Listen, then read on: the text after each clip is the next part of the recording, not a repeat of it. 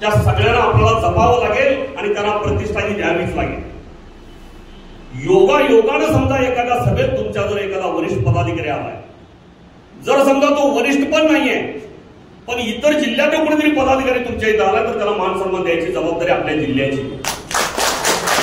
माझ्या गावात एखादा परगावचा जर एखादा व्यक्ती आलाय तर त्याला माझी जबाबदारी आहे त्या व्यक्तीला आदर सन्मान करायचा.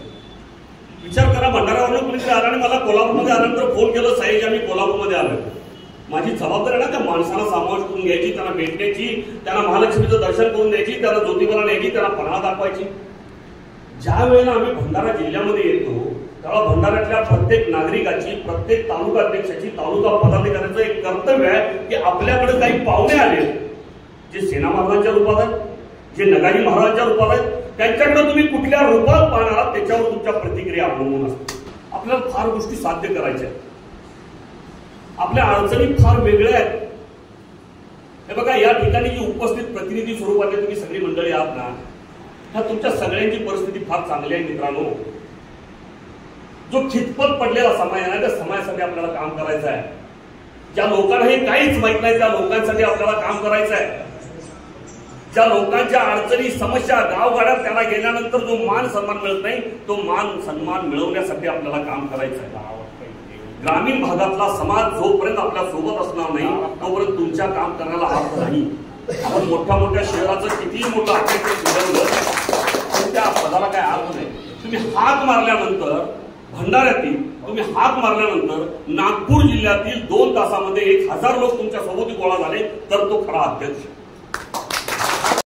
आणि सगळ्यात महत्वाचं एक लक्षात ठेवा, जुनी जाणती, म्हातारी कोतारी आणि तरुण या दोन्हींचा संगम आपल्याला साधायचा आहे.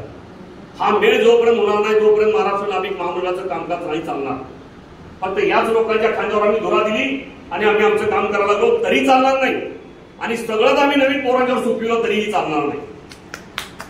आम्हाला जुना जनता संयम पण पाहिजे आणि अग्रेसिव्ह पोरं पण पाहिजे जी चाल करून जातील. कारण चाल करून जाणाऱ्या पोरांची पण आज गरज आहे समाजाला. असा प्रसंग आलाच तर त्यामध्ये तरुण पिढी आपल्या सोबत पाहिजे. व्यवसायामध्ये बदल झाले, लोकांना नवीन गोष्टी अपेक्षित आहेत. या गोष्टीवर आपण कधी काम करणार.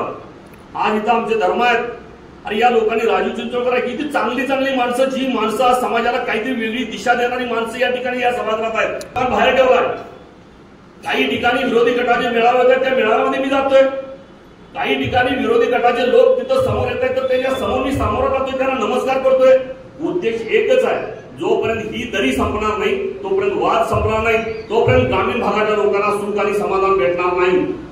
नाहीतर 4 या गटात, 4 त्या गटात, 4 त्या गटात काय होणार आहे आमचं? गावच्या सरपंचापासून मुख्यमंत्र्याला कळतंय त्यांच्यात एक वाक्यता नाही. त्यांचं एक निवेदन, त्यांचं एक निवेदन, त्यांचं एक निवेदन, तिन्ही गटाला कसं घडवायचे त्याला चांगलं कळतं. हे करायचंय का आपल्याला? नाही करायचंय की आपल्याला. वेगवेगळ्या योजना शासन देते, त्या शासनाच्या योजना लोकांच्या पर्यंत पोहोचाव्या आणि तो इतिहास आम्हाला जागवायचा आहे.